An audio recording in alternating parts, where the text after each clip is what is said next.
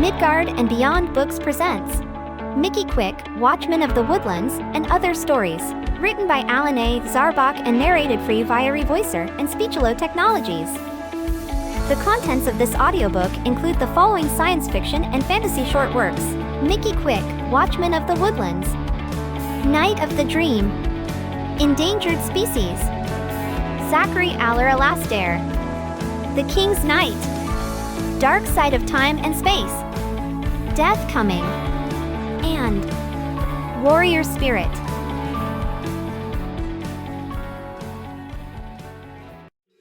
Mikki Quick, Watchman of the Woodlands, by Alar, Zarbock.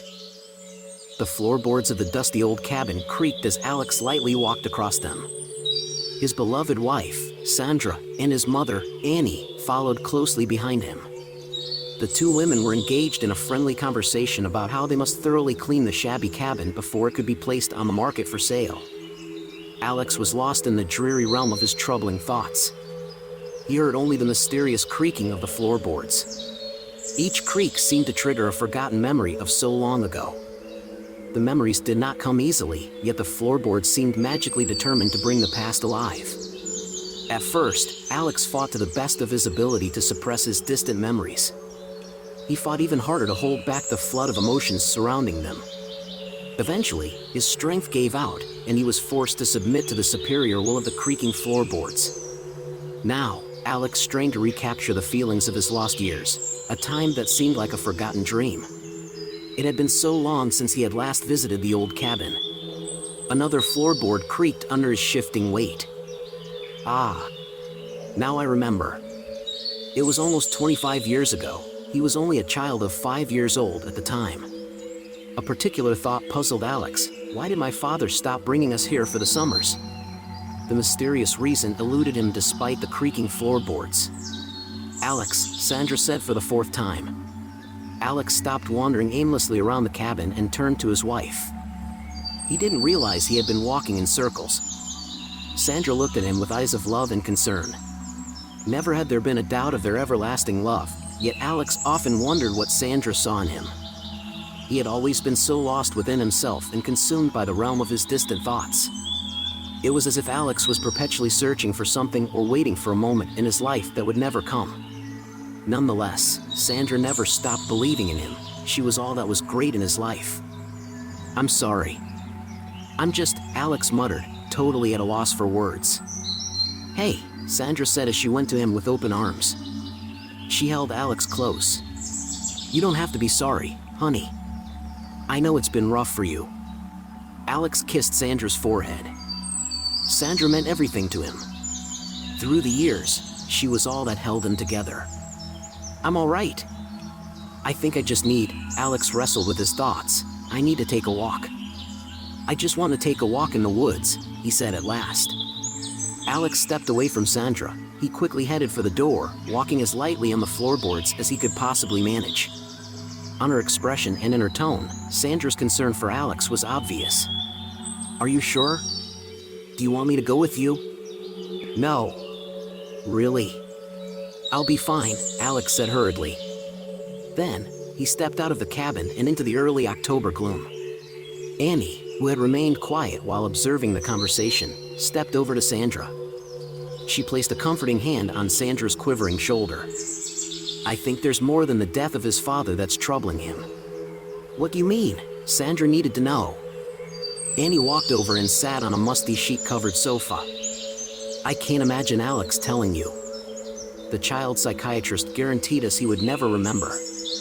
Sandra rushed to the sofa. With a cloud of dust issuing from the cushions like a freed phantom, she sat beside Annie. "I still don't understand," Sandra said, nervously brushing dust off her slacks. "What was Alex supposed to forget?" "Well," Annie began. Then, she paused and nervously chewed her lower lip in thought. A moment later, she continued. "I'll try to explain it the best I can. It's still so unclear to me, and it was such a long time ago." Annie's hands trembled a bit as she anxiously buried them into her lap. "Over the years, Alex's father and I have done our best to forget it all." Alex cautiously walked across the front porch. A terrible sinking feeling weighed down his stomach. He took in a deep breath, and his chest felt unusually tight. Lightheaded, he sat at the edge of the rotting wooden steps. Nervously, he rubbed his weary eyes and throbbing temples. Saddening thoughts of his life swarmed inside his head. Trying to push these disquieting thoughts from his mind had never done Alex any good. They were always much stronger than his will. Thus, the plague of thoughts took control over his mind and emotions. In viewing life as a whole, Alex felt he had accomplished a great deal. He had a loving wife, a well-paying job, which he could somewhat cope with, and a wonderful home. As he searched deeper within, Alex felt like nothing he had ever done genuinely amounted to anything.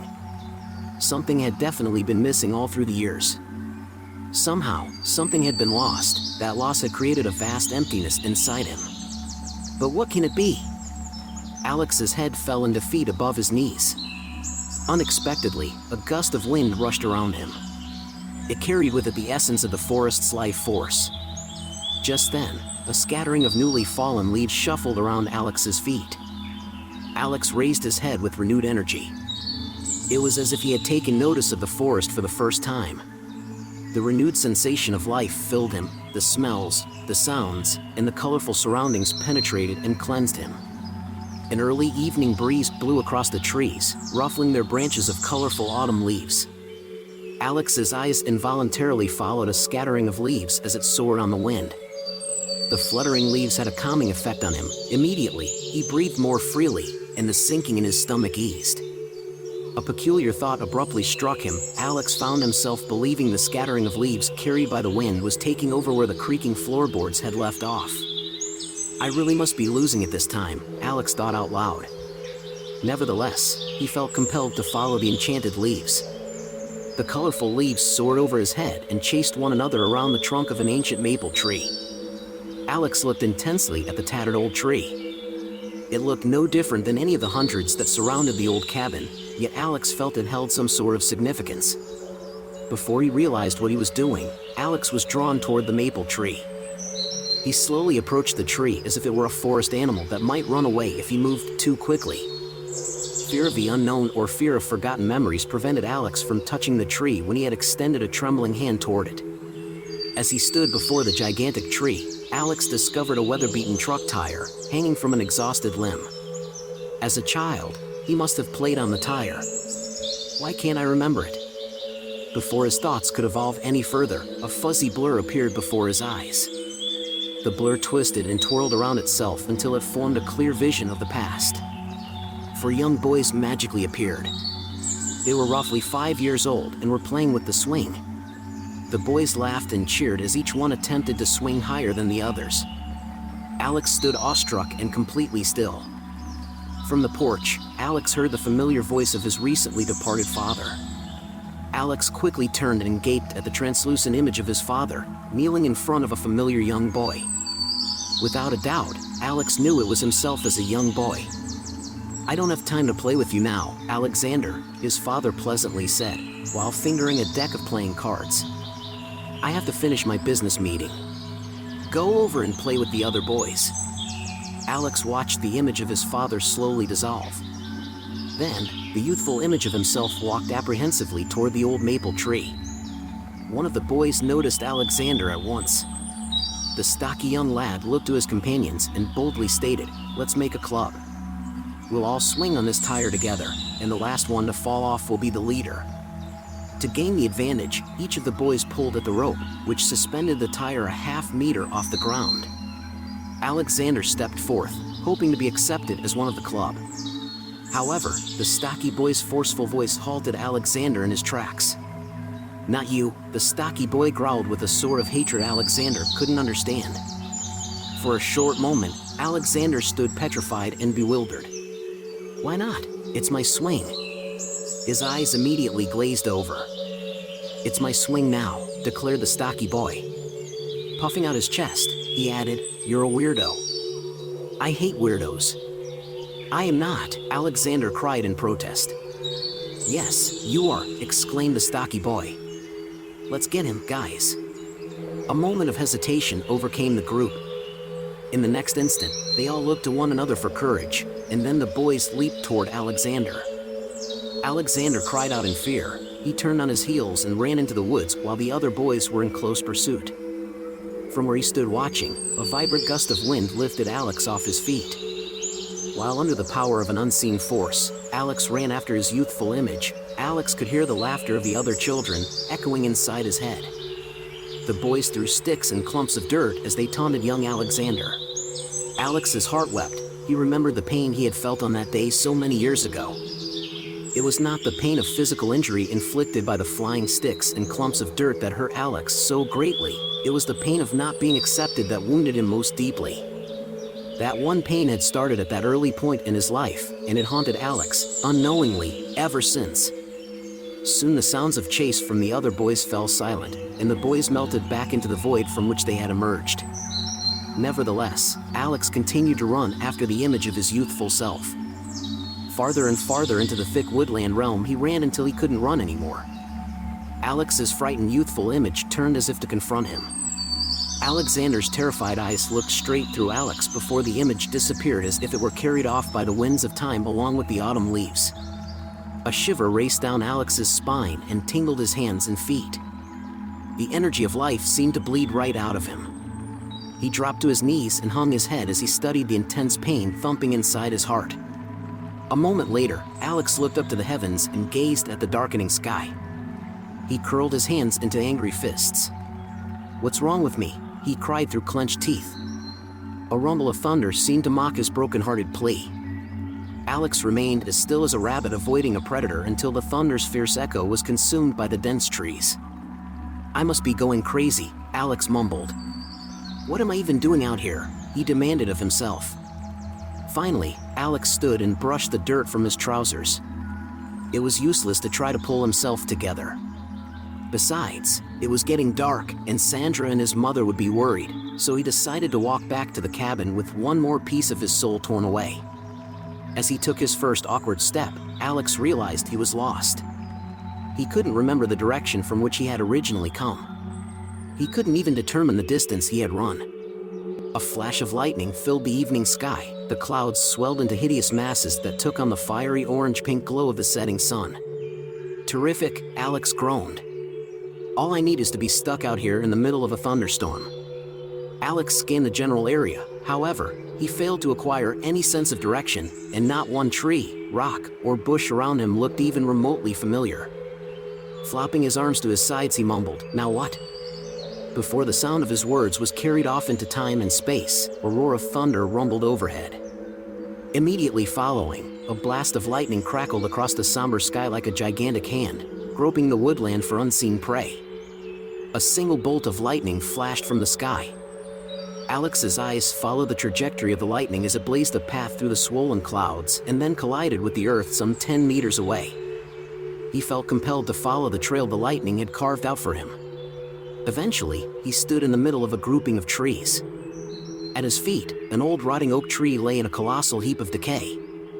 A clap of thunder triggered another series of memories as a new image from the past magically formed.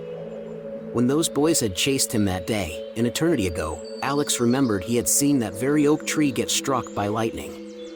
There's more to it though, Alex believed. He struggled with this thought until his head ached. Just then, the thunder engaged in a triumphant concert. It played for the lightning that danced among the towering trees sprawled out beneath the heavens. The glorious display of thunder and lightning seemed determined to spark Alex's haunting memories. In a roaring flame of remembrance, the events of so long ago, once again, came to life. Alex slumped down on the trunk of the felled oak tree. With his mind's eye, he probed the memories of a forgotten time and a forgotten self. The grouping of oak and pine trees took on an enchanted glow. The image of a little green elf-like man leaped out toward one of the oak trees. He was dressed in a brown suit and donned a hat of colorful autumn leaves. The little man performed a jumpy dance around the oak tree as he chanted, "Come lightning, come thunder, for I am just as cunning and slick. I am the Watchman of the Woodlands. I am Mikki Quick." He sang the chant over and over as he danced around the oak tree with ever-increasing speed. Alex's eyes widened. He was both amazed and frightened to discover he could complete the chant. "I am Mikki Quick, neither young nor old. I am Mikki Quick, both brave and bold," Alex mumbled to himself before he even realized he had been doing it. The image of the little man turned to Alex and smiled. Then, with a snappy tip of his leafy hat and a subtle bow, Mikki Quick vanished with a flash of lightning. Mikki Quick? Mikki Quick? Alex repeated the name over and over in his troubled mind. The memories of his imaginary childhood friend peacefully fell over Alex like a comforting quilt. How could I have forgotten? Thinking back, it all seemed so real that Alex remembered the turbulent emotions that had surrounded that particular period of his life. It was like a dream, yet unlike any dream Alex ever had. He stood and looked to the tempestuous sky for answers. The storm around him continued to thrive while feeding off some unseen energies of the universe. Streaks of lightning blazed across the sky as thunder howled like a wild beast. The powerful winds pulled at his loose clothing. Alex glanced at the felled oak tree as he relived the past. He recalled that 25 years ago, when the other boys had chased him into the woods, he had become lost. A chill of fear gripped him as a storm, not unlike the present one, had prepared to engulf him. He remembered running toward the same grouping of trees as tears filled his eyes. It had been then when young Alexander discovered Mikki Quick, Watchman of the Woodlands. The flashes of lightning and rumbles of thunder delivered the memories more quickly. Alex remembered watching the little elf-like man proudly standing in what appeared to be the very center of the thunderstorm. Thunder roared as lightning exploded around Mikki Quick. All the while, little Mikki Quick appeared to be a giant. He extended his arms and absorbed the energies of the thunderstorm. Mikki Quick was startled when he noticed young Alexander watching him. While Mikki Quick was distracted, a wild lightning bolt exploded against the mighty oak tree. Before Mikki Quick could react, he was pinned beneath the fallen tree. There he lay unconscious. Young Alexander had abandoned his fear and rushed to Mikki Quick's rescue. He pulled the little man free from the tree and dragged him to a nearby mud cave. From that day forward, Alexander and the magical creature, Mikki Quick, had become inseparable friends. Mikki Quick explained to Alexander that he, Mikki Quick, was the watchman of the woodlands of all the world. His job was to aid the natural order of the universe and to preserve the integrity of wildlife despite humankind's determination to destroy it. Alex remembered Mikki Quick taking him on many wonderful and enchanted adventures. Together, they rescued King Buck's daughter, Flower Fawn, from the ravenous clutches of Jigger Wolf and his pack. Alex also learned the songs of the birds and the homes of the rabbits and squirrels. He swam with the fish of the lake and flew among the birds. However, Alex's greatest adventure was the time he helped Mikki Quick save the animal kingdom from Grim Grum, Mikki Quick's evil counterpart, a ghastly creature who thrived on the negative energies of the cosmos. As mysteriously as the magical vision appeared, it was carried away by the winds of the storm. Alex looked into the heart of the swelling storm. His emotions ran just as wild inside him. His body shook uncontrollably with the years of mounting frustrations reaching their bursting point at last. It all seemed so real. What happened? What happened to me? He cried. The only reply Alex received was an assault of rain that bucketed down on him without mercy. He turned and ran aimlessly for shelter. The oversized raindrops beat down on the earth, matching the rhythm of Alex's weary heartbeats. Finally, Alex reached the shelter of a small mud cave that was inside a hill. Exhausted, he dropped to the ground and leaned against a muddy wall. There Alex sat until he caught his breath. A moment later, he stood and walked over to the opening of the cave. He gazed out at the magical storm, illuminated by the setting sun. From the shadows, a soft childlike voice spoke to him. "Who are you?" it simply asked. Alex was taken completely by surprise. He turned around too quickly, his legs slid out in front of him, and he landed on his bum. There he remained perfectly still and gawked at the little elf-like man, sitting upright in the back corner of the cave. The little man chuckled and sprang to his feet. With grace and ease, he walked up the side of a mud wall and sat on the muddy ceiling. Once comfortable, he smiled at Alex. Afraid to speak, Alex watched in amazement. "You look like a human, but this cannot be." "No human can gaze upon me," the elf-like man stated with good humor. Alex tried to speak, but he failed miserably. "I am human." The elf-like man dropped from the ceiling and somersaulted in the air. He bounced off the ground and then flew through the air. "I am Mikki Quick, Watchman of the Woodlands," he announced. Could it be that you were my friend lost so long ago? Alex took in a deep breath and said, I am Alex. Alexander. Mikki Quick stopped flying around the cave and approached Alex. Mikki Quick's entire body seemed to radiate with a blue-green brilliance from the realization of the facts. Yes, of course, it must be true. My long-lost friend, it could be only you. The two embraced for a brief moment that seemed to bridge the gap of the 25 years that had once separated them. If Alex had any doubts about seeing his imaginary friend of the past, they soon vanished. There was no question about it. Mikki Quick had always been real. As the reunion reached its climax, Mikki Quick softly asked, What happened to you so long ago? My spirit was so lost without you, I really must know. Alex looked deeply into Mikki Quick's autumn eyes. It all seems so unclear.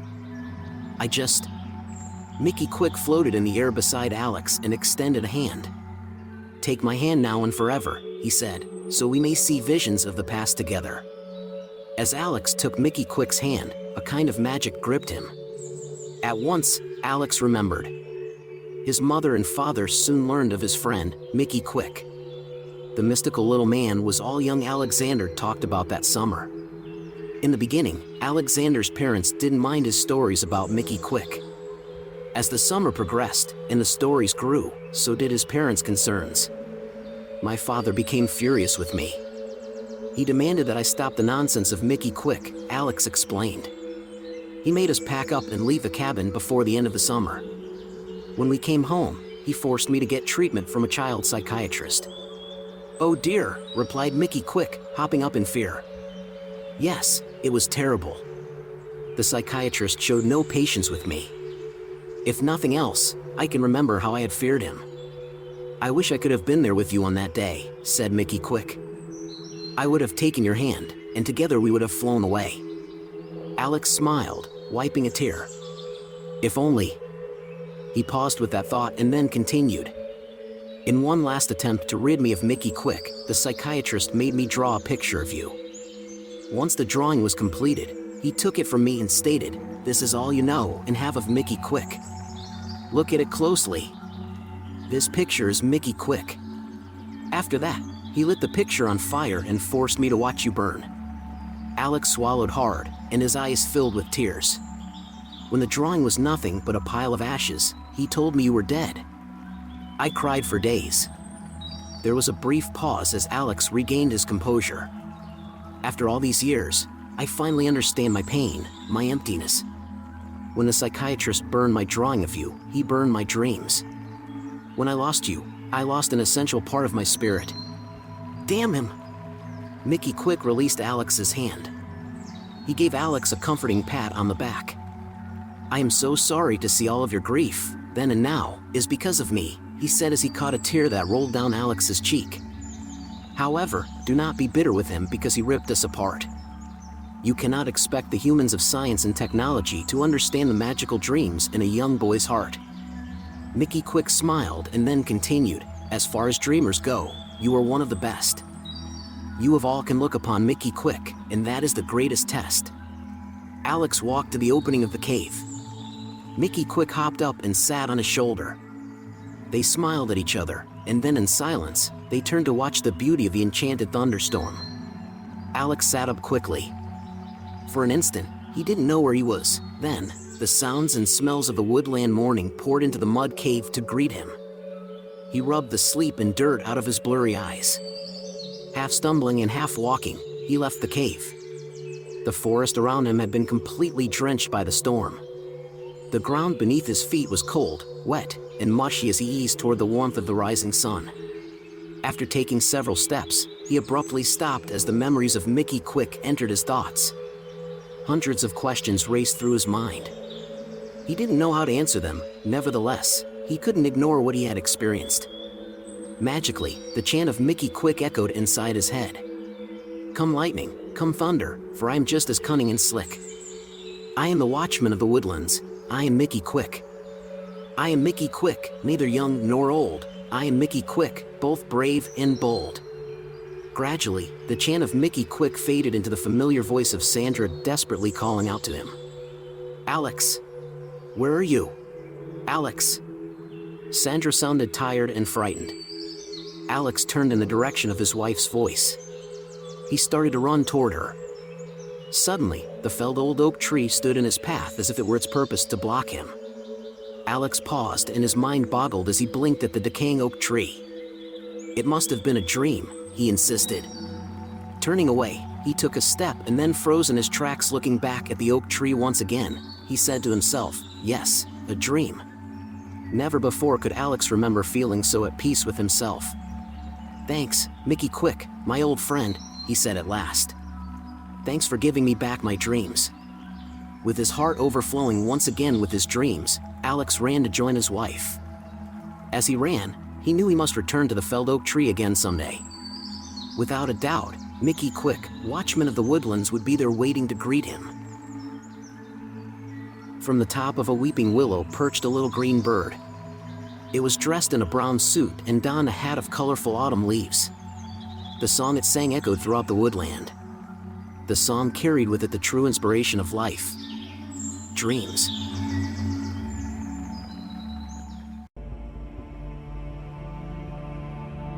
Night of the Dream by Alar, Zarbock. Though not all of us live an exciting or exotic life, at times one's ordinary life can be stimulated by one's imagination. Out of what is considered commonplace can emerge the most unusual experiences of one's life. Take for example something as simple and as common as a dream. We all have dreams, and we can usually distinguish the boundaries between our dreams and our reality. However, when these two realms merge, one must redefine the boundaries between dreams and reality. I awoke to a loud clamoring noise that resounded inside my head like 100 cymbals crashing simultaneously. Springing from my bed, I whipped my thin bed sheet aside. My heart pounded and beads of sweat rolled off my forehead as I clutched my pillow. For the moment, I stood frozen while surrounded by darkness. Silence hung menacingly in the summer air as thick as the humidity. My eyes struggled to find something to connect with. As time and I both stood deathly still, my pounding heart gradually eased to a gentle thumping. I tossed my twisted pillow onto my bed, and a long troubled sigh slipped through my dry lips. It must be the summer heat, I mumbled as I wiped the sweat from my face with a quivering hand. Since my eyes finally adjusted to the darkness, the soft red radiance of my digital alarm clock provided just enough light to guide me out of my bedroom. The moonlight showering through the living room windows guided me down the hallway, through the living room, and up the small set of stairs leading to the kitchen. Enough with this blasted heat wave, I grumbled. I rubbed the sleep out of my bleary eyes and strolled over to the refrigerator. When the door opened, my eyes strained from the bright light, and the cool air instantly gave me a chill. I snatched a pitcher of iced tea and poured some into the glass I had acquired from the cupboard. Then, I collapsed onto one of the 4 chairs that surrounded the kitchen table. Pressing the cool glass to my sweating brow, I gazed out of the large glass patio door. The countless number of stars glistened in the midnight sky. They seemed bigger than usual, or perhaps closer, as their glittering lights paid tribute to the man in the moon. Without conscious thought, I brought the glass of iced tea to my lips and took a sip. Before the cool, lemony sweet liquid touched my throat, a high-pitched siren sounded. Startled, I choked on the tea and fumbled with the glass, nearly dropping it. The siren sounded extremely close, as if it originated from my kitchen. Out of reflex, I peered into the darkness around me. All I could see were the silhouettes of the household furnishings, sitting quietly in the darkness. Tornado warning? I wondered aloud, but the night was peaceful. The siren gradually faded as if pulled from my ears, and it appeared to float across the kitchen, leaving the house through the front door.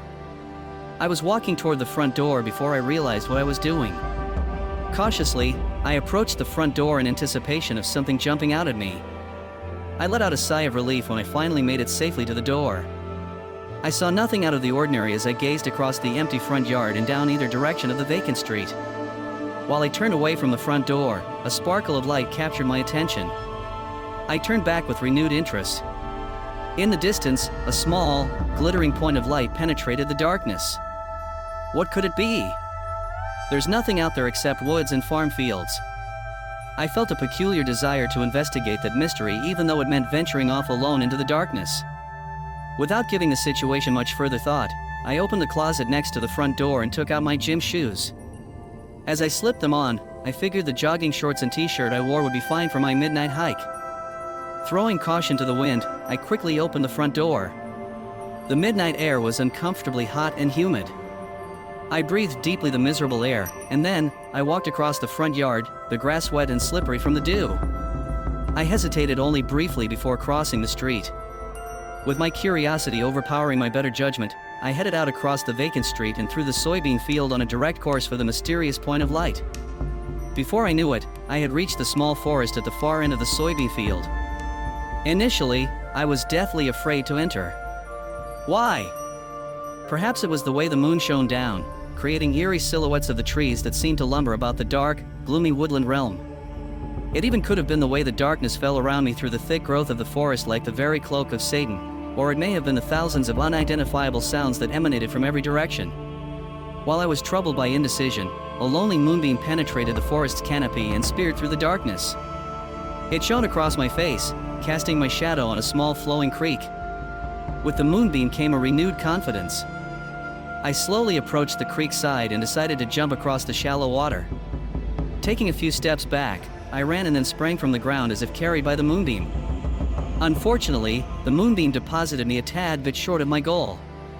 A little mud and water never hurt anyone. Right? Curiosity held my fear in submission as I pressed onward into the shadows of the night. In the distance, I saw something shimmering through the trees.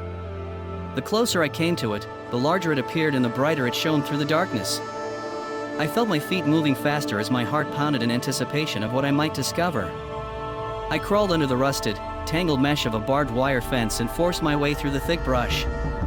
Eventually, I made it to the tall grass and weeds of a clearing. My body and mind froze the instant the ominous object captured my gaze. Within a shower of silver moonbeams, the saucer-shaped object, roughly 50 feet in diameter, rested neatly on the tall grass while it perched on four jointed metal columns. Though the summer heat and humidity around me were intense, I suddenly felt cold. No freaking way, I breathed. My bewildered eyes embraced the saucer as my jaw dropped. I tried desperately to swallow the huge lump that had formed in my constricting throat. I rubbed my eyes in disbelief, but there was no denying what stood before me. This is not of the earth. I looked away from the saucer, but I couldn't bring myself to flee the scene. As if watching a ping-pong match, I kept looking toward home and then back to the saucer. I didn't want to stay, but I didn't wish to leave either. Are you sure about this? I asked myself. The mentally exhausting moment of indecision passed. I breathed deeply and then took my first step toward the saucer. My foot seemed to crash down on the earth and created a violent rumble that was carried throughout the forest and across the soybean field.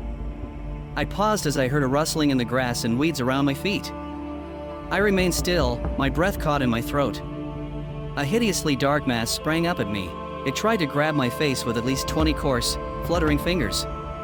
I was propelled back by an unearthly force. Losing my footing, I fell, landing rather hard on my bum. A lightning bolt of fear blazed through my veins and exploded in my heart. Just when I thought I was about to meet my maker, the fluttering of wings from a dozen birds flapped over me. From where I lay, I saw their tiny bodies silhouetted against the moon. After a minute or so, my heart began to beat normally, and I started to breathe freely again. The mighty explorer, I muttered to myself in disgust. Why do I abuse myself like this? I just can't help myself, I guess. I stood, never taking my eyes off the saucer. I continued toward it at a quick, yet cautious, rate. Reaching the underside of the saucer, I remained low to the ground for a lesser chance of being seen by whatever it was that I feared might see me. The thought of alien beings seemed silly yet probable and also scared the willies out of me. Nonetheless, I had to press onward. I carefully examined the underside of the saucer, near and around all four of the columns. There weren't any seams in what felt like metal, and there weren't any noticeable openings. Leaning against one of the columns, I pondered my next move. Without warning, an intensely bright gray-green light surrounded me. It came from everywhere and nowhere at the same time. Blinded, my hands shot up to cover my burning eyes. The light grew even more intense and physically held my body in submission. The last thing I remembered before everything went black was dropping hard to my knees. An undetermined amount of time later, my eyes opened and filled with the chaos around and inside me. A multitude of lights engulfed me. I felt them tingling my skin. Even when I closed my eyes, I saw the lights. I tried to move but failed. Though I couldn't visually make out anything other than the lights, I felt as if I was strapped into some sort of reclining chair. I'm not alone, I thought. Among the showering lights, I heard sounds. They were strange, alien sounds. The sounds transformed into words and then questions. Thousands of these questions were aimed at my mind consecutively. I tried to sort out the questions, but there were just too many of them coming entirely too fast. My head throbbed as if it would soon explode. Before too long, I reached my mortal limits. The straining of my eyes and the stinging questions in my mind became more than I could endure. I pulled at the unseen restraints that bound me. My head swung from side to side as I built up the momentum needed for freedom. In one last burst of strength and determination, I tore myself free from the reclining chair. Back on my feet, I peered through the flashing lights. I spotted a dark corridor. Without hesitation, I ran, stumbled, and crawled my way through it. There I saw what I was desperately searching for, the way out. The exit was a dark triangular opening in the deck of the corridor. Running hard, I leaped through it. I ran down a long, narrow ramp that extended from the saucer's belly. However, just when freedom stretched out before me, something interfered with the movements of my feet and caused me to stumble. I saw the grass and weeds of the clearing below rushing toward me. Contact was made with a dull, extremely painful thud. My eyes tightened as I struggled to regain my breath and shake off the agony. Unable to get to my feet, I grabbed handfuls of grass with hopes of dragging myself to hide among the bushes. Something about the grass didn't feel right. My alien captors and countless scrapes and bruises were momentarily forgotten. My eyes fluttered open as if I were awakening from 1,000 years of sleep. Slowly, my eyes focused on the ground. It's carpeted, the carpeting in my living room. Dumbfounded, I looked around. The moonlight slipping through the windows lifted enough of the darkness to reveal the living room furniture. In that instant, my heart crashed into my stomach. Gripped by terror once again, I snapped my head around, expecting to see my alien captors ready to seize me. My eyes widened with fear. Surprisingly though, my eyes came to rest on the stairs, leading up to my kitchen. Confused and groaning from several aches and pains, I struggled to sit. The whole ordeal didn't add up.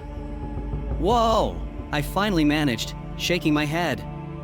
I needed to convince myself that I wasn't cracking up. However, I was afraid to begin, fearing I might fail. Heck, I didn't even know where to begin. For starters, I picked myself up painfully, I might add, and then, I ventured off to the bathroom across the hall from my bedroom. I leaned against the wall of the bathroom and looked obscenely at the floor tiles until my eyes fully adjusted to the bright light. I was completely exhausted physically, mentally, and emotionally. The dream had taken its toll on my tired bones. Yes, the dream, just a dream. What a dream it was at that. I let those words dance over and over inside my weary head. Accepting all to have been a dream, I let out a soft chuckle. Running the events of the dream through my head, I decided to take a logical approach to sort it out. Figuring all was unquestionably a dream, I must have fallen asleep while sitting at the kitchen table. I dreamed I heard a noise, I dreamed I hiked out into the woods, and then, I dreamed I found the saucer. In the dream, when I ran around the interior of the saucer, I must have actually run through my house while I was asleep. I ran from the kitchen, into the dining room, through the front room, and then, across the foyer. As I ran back into the kitchen, I came upon the stairs, leading down into the living room. In my dream, I saw the long, smooth ramp of the saucer. However, in reality, I ran down a set of stairs. The conflicting realms of the physical world and the dream world caused me to fall down the stairs and end up on the living room carpet. Somewhat satisfied with my logic, I moved to the sink and leaned over the basin. I let the cold water run for a second, and then, I reached into its stream and splashed a few handfuls of cool water over my face. Oh, I needed that. After I dried my face, I stared in wild wonder into the mirror for the first time since I'd entered the bathroom. My eyes locked on a small reddish-brown object. The roughly shaped object was tangled in my hair and dangled behind my left ear. An oak leaf? I wondered. I surveyed my reflection more critically, noticing my filthy clothes. My eyes reluctantly returned to my perplexed countenance. In the mirror, I watched myself hold the oak leaf in a trembling hand. To this day, I cannot logically explain the night of this dream. Since that night, however, my perception of reality has been altered, and the boundaries between my dreams and my reality are all but a blur.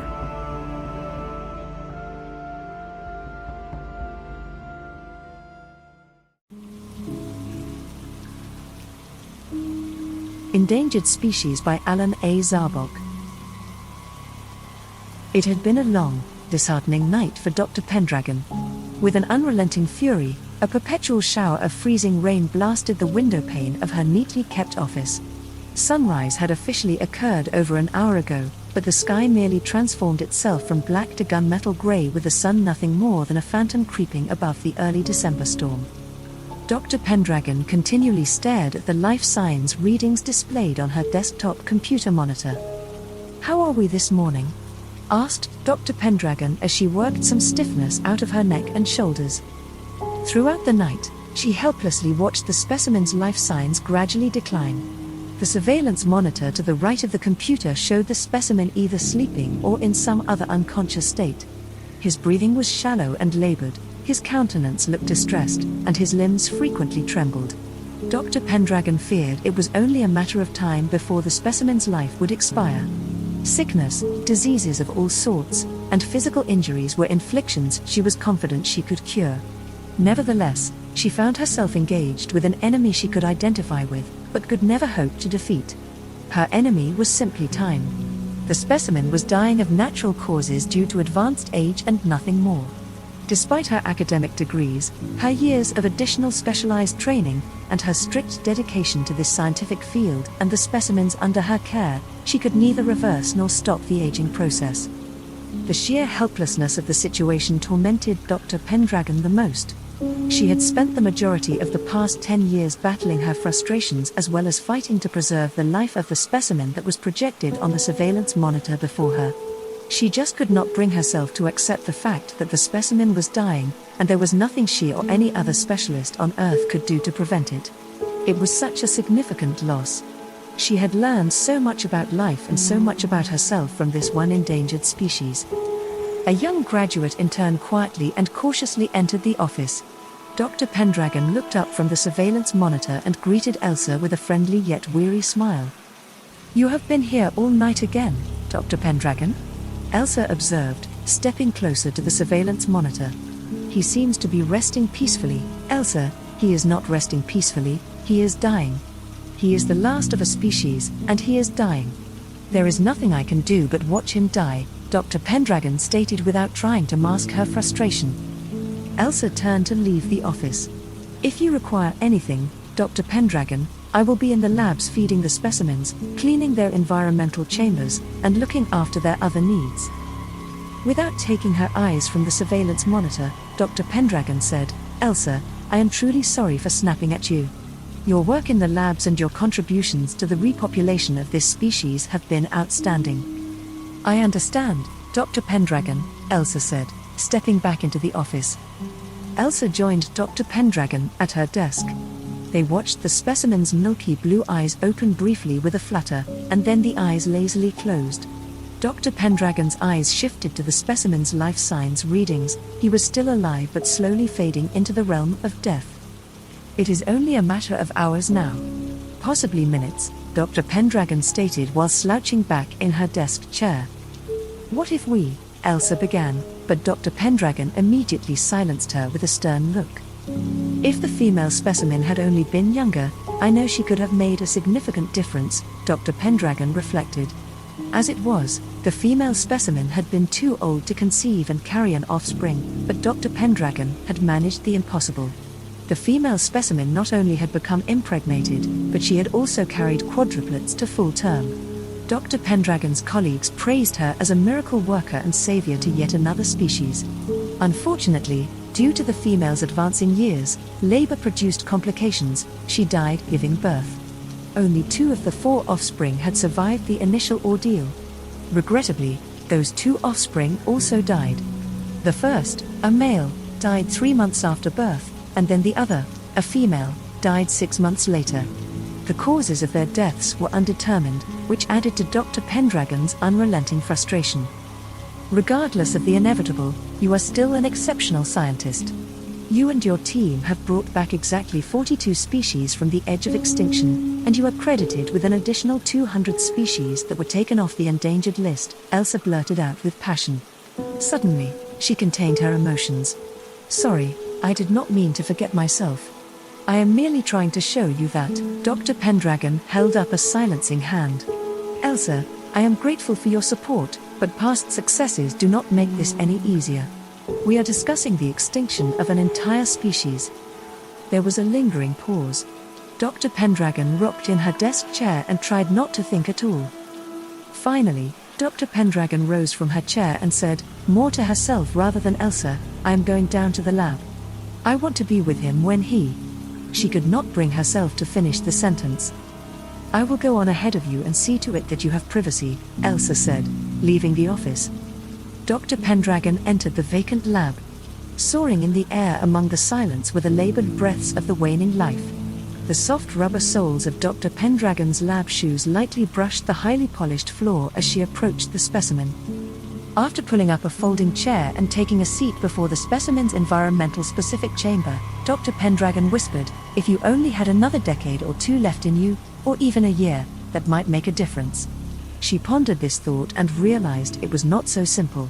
There was more needed. Even if you had 50 more years, without a fertile and receptive female, we would inevitably reach the same conclusion. Suddenly, the specimen breathed deeply, and then the air rapidly escaped his lungs. Dr. Pendragon waited 20 minutes for the specimen to draw in another breath that never came. It took Dr. Pendragon another 20 minutes before she could bring herself to check the life signs readings and confirm the specimen's death. The last 5 hours crawled by as Dr. Pendragon agonized over her final report that would forever close the file on her most beloved species. If she were capable of tears, she would have cried without hesitation or embarrassment. Elsa somberly stepped into the office. She took one look at Dr. Pendragon, sitting hunched over with her head in her hands, and Elsa turned to leave. Dr. Pendragon's words were barely a whisper, but they seemed to fill the office space. I am nearly finished with my report, Elsa, she said without raising her head. I would appreciate it if you would be kind enough to review it. It should take only a moment. Of course, I would be delighted, Doctor, Elsa replied pleasantly. For an undetermined moment, a deafening silence buzzed within the office. Elsa stood beside Dr. Pendragon. Elsa tried to alleviate some of the frustration and melancholy that had overtaken her mentor. Cloning, Doctor, Elsa said as if carefully choosing her words, may be a way to preserve and study this species. I know it is not the same but... You are absolutely correct, it is not the same. Clones can be manufactured and then studied in a lab, but they will always lack the instinct, the heart, and the very soul of the original creation, Dr. Pendragon logically pointed out. No, Elsa, my work with this species is finished. Without further exchange, Dr. Pendragon pushed herself away from her desk and took a seat on the leather sofa positioned beneath the storm-ravaged window. She unbuttoned her lab coat and her cotton blouse. Then she slid open her chrome-plated breastplate and unraveled 2 meters of industrial cord that had a standard 240-volt electric plug affixed to the loose end. Thoroughly exhausted, she plugged the cord into the wall outlet beside the sofa. Though it was much needed and a month overdue, the fresh supply of power felt heavy in her chest, head, and limbs. Dr. Pendragon's internal clock was set to reactivate her systems in 15 hours. She hoped there would be plenty of time to recharge her nearly spent power cells. Running through her list of dream sequences, she decided a holiday on a tropical island would be rather enjoyable. The soft blue glow of her almond-shaped eyes winked out, and her upper torso eased back on the cushioned sofa. Elsa anxiously placed her titanium-reinforced frame into the desk chair and prepared to review Dr. Pendragon's final report.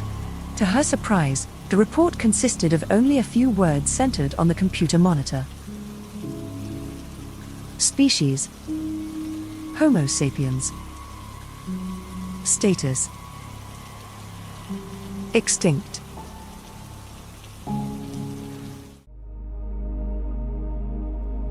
Zachary Alar Alasdair. By Alan A. Zarbock. Zachary Alar Alasdair knelt upon a grass-covered ridge, overlooking the fruitful Yedder River Valley. He had shed his battle-scarred armor, shield, and helm, but his broadsword, which had been in his family for over a millennium, remained at his right hip. A cool, gentle breeze blew across his back, rippling his loose-fitting tunic and trousers, and drifted toward the valley below. The sky around him slowly faded to gray as the pink-orange glow of the sun sank below the distant horizon. Zachary's vision extended far and wide in a concentrated gaze over the Yedder River Valley until all became an indistinct blur. Gradually, his breathing fell into deep, regulated patterns. His eyelids veiled his steel-gray eyes as he eased his consciousness into a meditative state. If any thoughts, troubling or pure, entered his mind, he did not attend to them. The thoughts were permitted to drift away like falcon feathers in the wind. Without conscious thought, every muscle in his body was relaxed individually from the center of his being and outward through his arms, legs, and neck. Once completely at ease in body and clear of mind, Zachary allowed his weight to sink into the earth. He reached out and around himself with each one of his senses. The energy of his being intertwined with the energies of all creation. As the earth formed around him, Zachary felt its warmth and weight pressing against his skin. He could feel the living earth seeping into his lungs with each breath. Farther down into the earth, he drifted. He could feel the footfalls of hundreds of forest creatures scurrying over him. While the vibrant energy of the cool valley winds tugged at the trees of the Yedder River Valley, Zachary felt as if the trees were rooted in his flesh and bones. The chilled water of the Yedder River meandered through his veins and calmly caressed his soul as the water patiently carved a path along the valley floor. Smelling the rich scent of life, the earth's flesh, blood, and bones, Zachary sank deeper. Absorbing the earth's elements as well as being absorbed by the elements of the earth, Zachary and the earth fused. With his entire body, he tasted the bitter, savory, and sweet minerals of the earth while the earth tasted of him. The rhythmic beating of the earth's heart reverberated inside and around him. The beating grew stronger and stronger as Zachary sank even deeper into the body of the earth.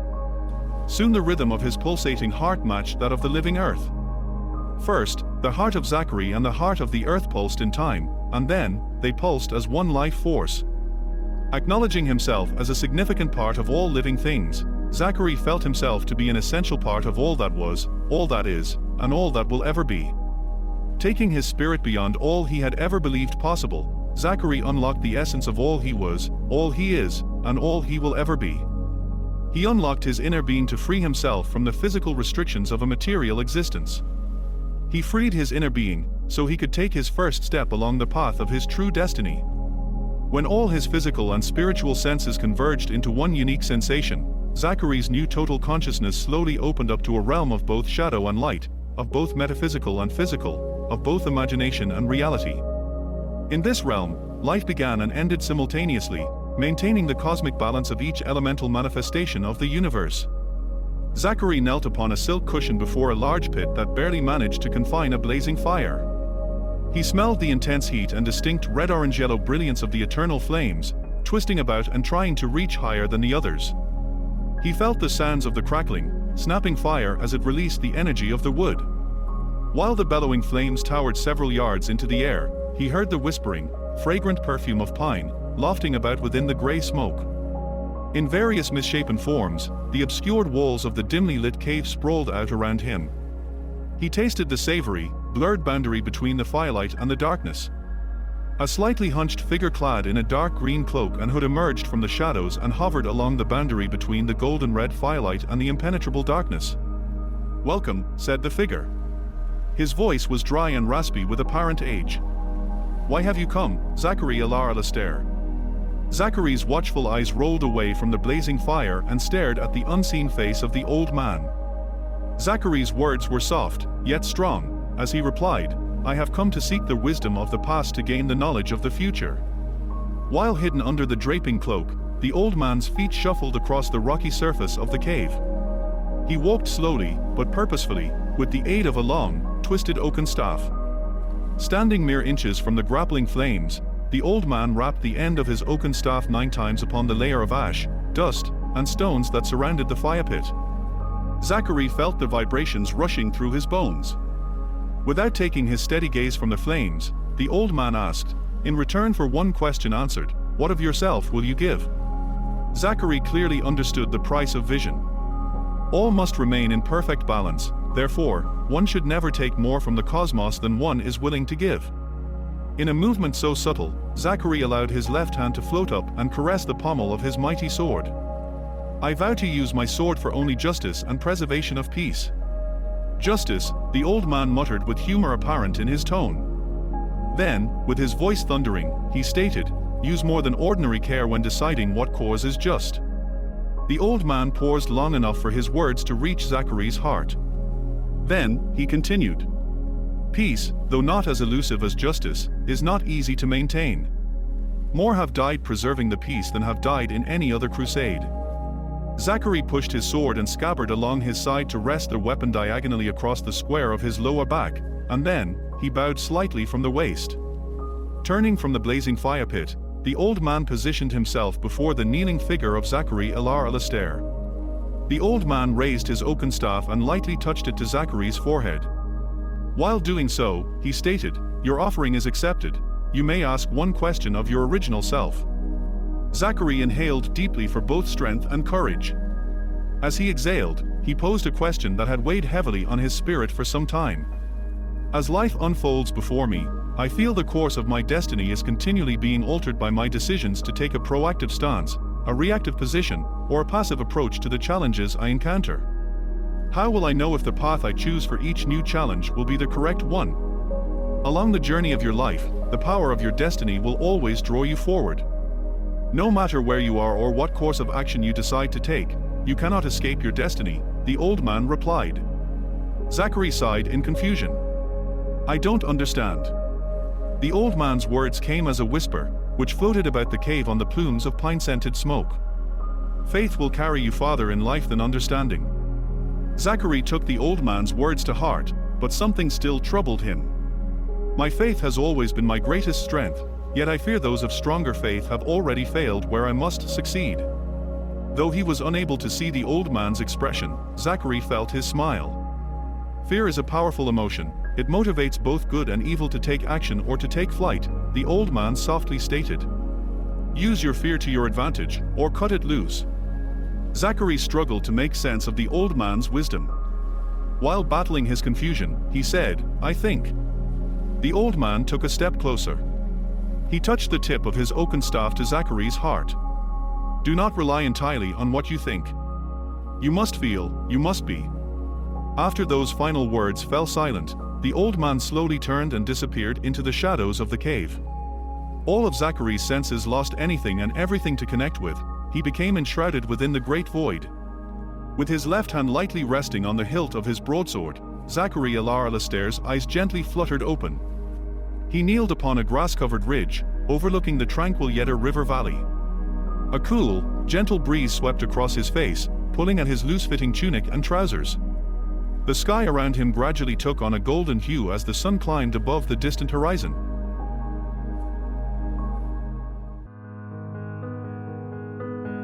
The King's Night by Alan A. Zarbock.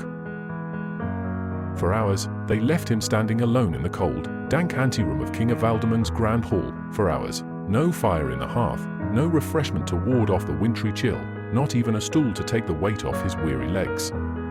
The longer he stood, refusing to give in to his pain and lean against a wall, the more his flesh and bones ached from countless battle wounds received throughout his 40 years of service to the old king. Frequently, he shifted his feet, never quite able to ease the strain of his armor and mail pressing down on his aging body. On entering the anteroom, he was relieved of his sword, the badge of his rank and an emblem of the enforcement of the king's authority. Though he had never felt comfortable having his sword beyond his immediate reach, he was grateful not to have his faithful companion menacing his hip while he stood in waiting. As 3 of the 5 candles left burning in the anteroom guttered out, the small iron-bound oaken door that provided access to the grand hall opened with the grind of rusted metal. Candlelight fluttered and hardwood smoke wafted into the small room like lost souls in search of earthly release. An armor-clad figure, wearing the grey-green hood and cloak of the King's House Guard, called into the anteroom from the Grand Hall. Sir Rollleaf, His Majesty, King Evaldemon, commands your immediate presence. So Rollleaf, with all the dignity of a knight of the realm, marched into the Grand Hall. Before stepping back into the shadows, the King's Guardsman growled, after taking a knee, speak only when spoken to and be concise with your words. The hall stretched 20 yards before Sir Rollleaf. Other than the young king, the Grand Hall appeared vacant. Kneeling before the throne, Sir Rollleaf recalled the days when the old king had met him at the great doors and embraced him whenever the old king had summoned him to court.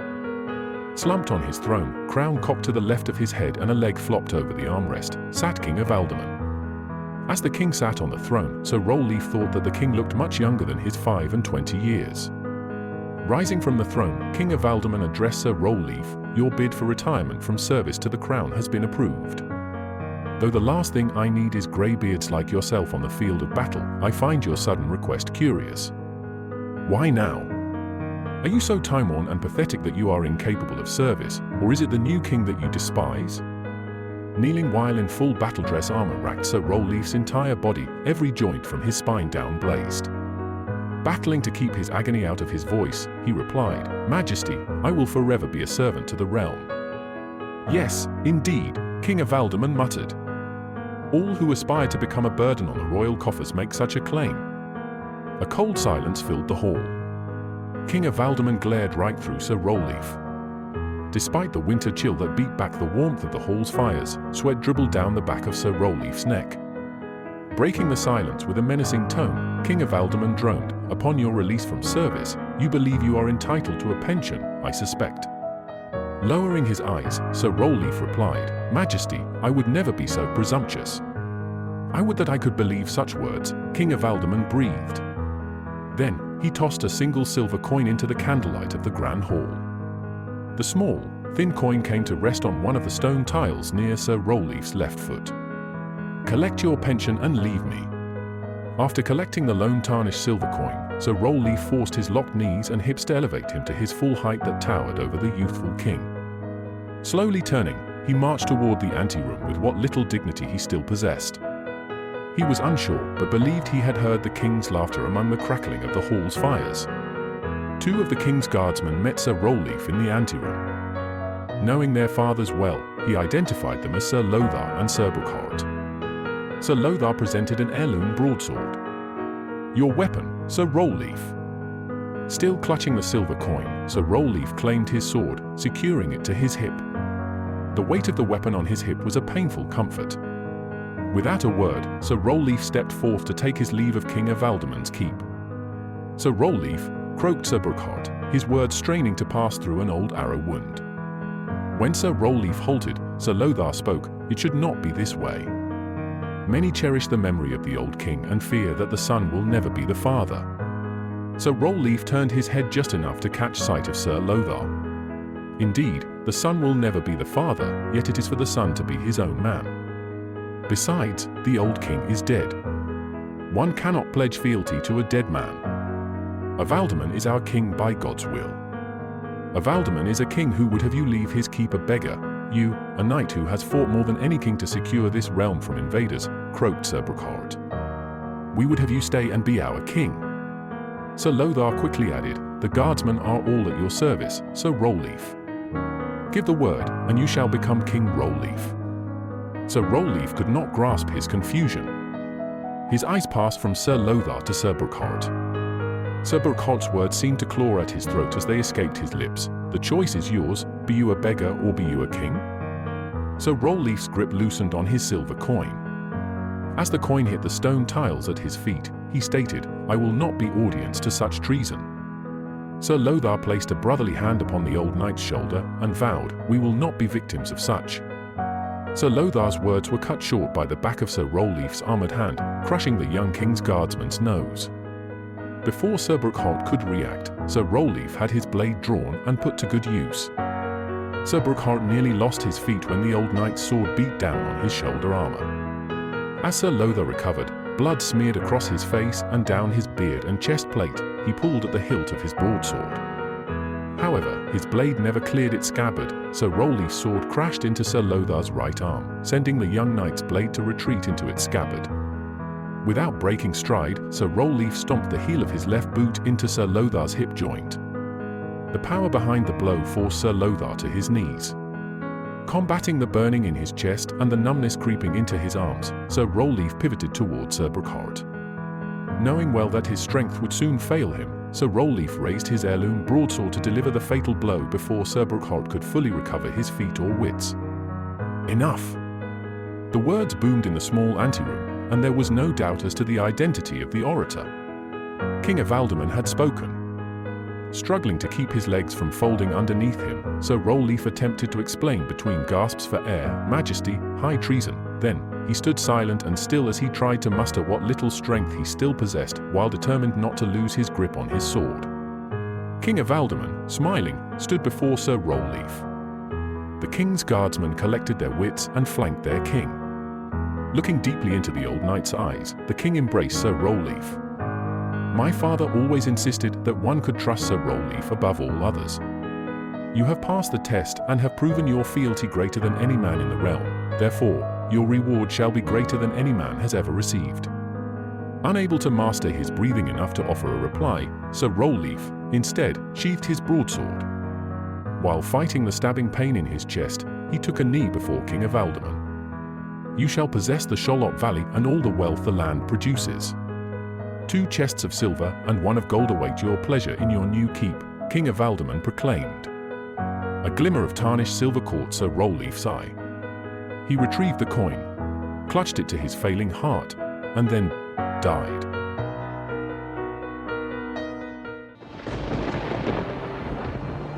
Dark Side of Time and Space by Alan A. Zarbock. In a dimly lit corner on the dark side of time and space, Faustus, Aeneas, and Tamburlaine sat at the end of a granite-topped bar that stretched beyond infinity. Faustus waved his thin, pale hand over their empty goblets, and blood-red wine bubbled to their brims. Faustus was the first to raise his goblet. To my beloved Helen, he stated with a glint of lust apparent in his eyes. Nevermore shall I gaze with ravenous eyes upon her ageless beauty, feel her delicate embrace, or savor the bittersweetness of her kiss. Damned is Faustus' soul that clutches to this loss and pain, for Helen is my paramour lost and never to be again. The brief moment of pleasure she had provided my flesh will torture my soul for an eternity of darkness. Aeneas raised his goblet next. He struggled to hold back his emotions as regret swelled within his warrior's heart. Never have I been with one so generous, caring, and loving, Dido my dearest. She restored my dignity and made me her king, a reward for merely racking my ship upon the shore of Carthage. Desperate to conceal his tears, warlike Aeneas turned his weary head away from the others. Damn Jove, who threatened me with his wrath, so I would break Dido's precious heart and condemn her to a fiery fate. Tamburlaine's mighty muscles flexed as he seized his goblet with a trembling hand. He raised the goblet higher than the rest, and thus, the triangle was completed. My dearest Zennacrite, who dared to love God's scourge of the earth, he bellowed with anger swelling in his malevolent eyes. Damn the powers of both darkness and light that have denied the great Tamburlaine his heart's desire in life and death. Damn all who have defied Tamburlaine's greatness. Never before was there such a strong, loving, and loyal Zennacrite. She, who bore me 2 princely sons out of 3 weak babes, was a woman more than worthy of the great Tamburlaine. The fiery soul of Tamburlaine will not abandon his arms even in death. I will become the scourge of hell until the spirits of Tamburlaine and Zennacrite embrace once again. Without further exchange, the 3 tipped their goblets and drank the last of their life's blood. Then, in a black, cloudy puff of fate, they vanished into the oblivion from whence they had emerged.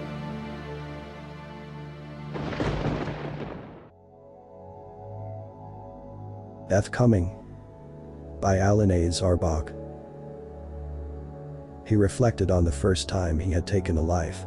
Most victims he could not remember, their faces were just a blur of images floating past his mind's eye, their names just words with no meaning. Despite that, his first victim was different. His first victim was also nearly his last. She had caught sight of him before he was prepared to strike. What should have been a quick, clean death turned into a confrontation.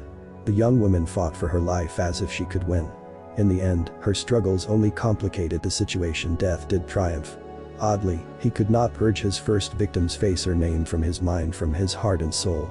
Whenever he struck, it was her face he saw, her screams he heard. It was her name raging in his skull, her blood spilling onto the ground. The first time was truly the only time the deed had felt like murder. He had even been haunted by remorse. However, as the victims added up, it became impossible to mourn for any single person. He had used to mourn for the collective, but even those feelings faded to nothing. He just struck without thoughts or feelings, then, he moved on to the next victim. More than mere days or even months, he had followed her, it had been years. And like all of the others before her, he had been as close to her as her own shadow throughout most of her life. And like all shadows, he would meld with the darkness and would strike when she least expected it. The young ones who thought they would live forever never saw him coming. Even the old ones who knew that each breath they took might be their very last never saw him coming. No, none of them ever really expected it. Some may have seen death coming a mile away, but still, they did not expect it or accept it. Linda was her name. Common enough name, he thought. She would be 30 in 2 days. Her husband and 3 little ones were planning a special birthday party that would never happen. At the semester's end, Linda would have earned her MBA top of her class. Indeed, she had plenty for which to live. They all had much for which to live, yet he learned early on that one soul is no more important than any other soul.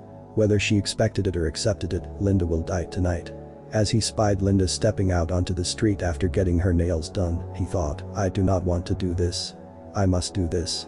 He considered throwing down his newly sharpened blade and running away. Yet, with every fiber of his being, he knew otherwise. I can no more escape this than Linda can. Tonight, she dies by my hand. Eventually, Linda reached her SUV and fumbled inside her purse for her keys, careful not to damage her nails. He saw the weaving headlights bearing down the street. Closer and closer, weaving from lane to lane.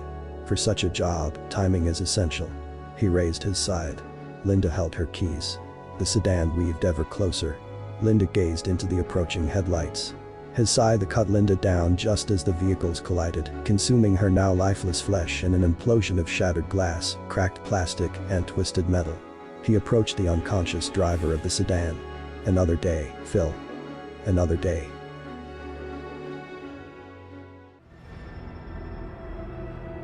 Warrior Spirit by Alan Zarbock. Sensations beyond my flesh, O warrior spirit. Sensations beyond my heart, O warrior spirit. O warrior spirit, stimulate every element of my being, stimulate the elusive substances of my mind, stimulate the very essence of my soul. Gazing up to the heavenly bodies, shimmering on the black silken swirls of the cosmos, I see the infinite universe existing outside of me. Gazing inward with the eyes of my mind, of my soul, I see the infinite universe stretching out within me. If the universe outside of my body is so vast, the universe within my mind and soul is equally as vast. I can see just as much as I do not see, or I do not desire to see. I feel the fires of the furious emotions and forbidden love within my heart. I feel the earth as my bare hands and naked knees caress the elements I love. I feel the winds fill my lungs as the dragon's breath blows nigh. The water I feel from the icy hot sting of the 12th-month ocean brine. I feel as much as I do not feel. I hear the fires of distant celestial orbs, burning away space and time. I hear the earth, its various entities and creatures, moving about outside of me and within me. I hear the wind, its compassionate songs, and its glorious rage. The unicorn's hooves I hear crashing upon the starlit waters of foreign shores. I hear as much as I do not hear. I smell the ashes of fires, which burn away a weary heart in release of the phoenix. I smell the fresh soil of the earth as it is scarred by armor-clad engagements. I smell the coming of the Occidental New Year, carried by the Oriental winds. The abundance of life I smell in the vaporous waters, lofting above the shadowy horizon of the undiscovered world. I smell as much as I do not smell. I taste the fires of distant memories, blazing for good and evil purposes. I taste the bounty of the earth with each passing kiss upon my lips. I taste the wind as it carries the secrets of generations, a century past and a century into the future. The black water of a mountain spring I taste, scooped from the borrowed light of the elven moon. I taste as much as I do not taste. The great void of the universe, the nothingness from outside and from within, from which all is created for the stimulation of the warrior spirit, which animates my senses. O warrior spirit, do you know the universe through your senses? I know the universe only of my eyes, my fingers, my ears, my nose, my tongue, my soul, my mind. I know the universe only of the fire, of the earth, of the wind, of the water, and of the infinite void. Only the universe of my senses and my mind and my soul do I know, and within all the warrior spirit thrives. O warrior spirit, sensations beyond my flesh. O warrior spirit, sensations beyond my heart.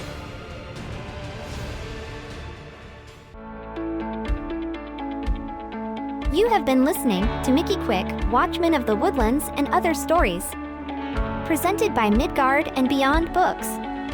Written by Alan Zarbock and narrated for you via Revoicer and Speechelo Technologies.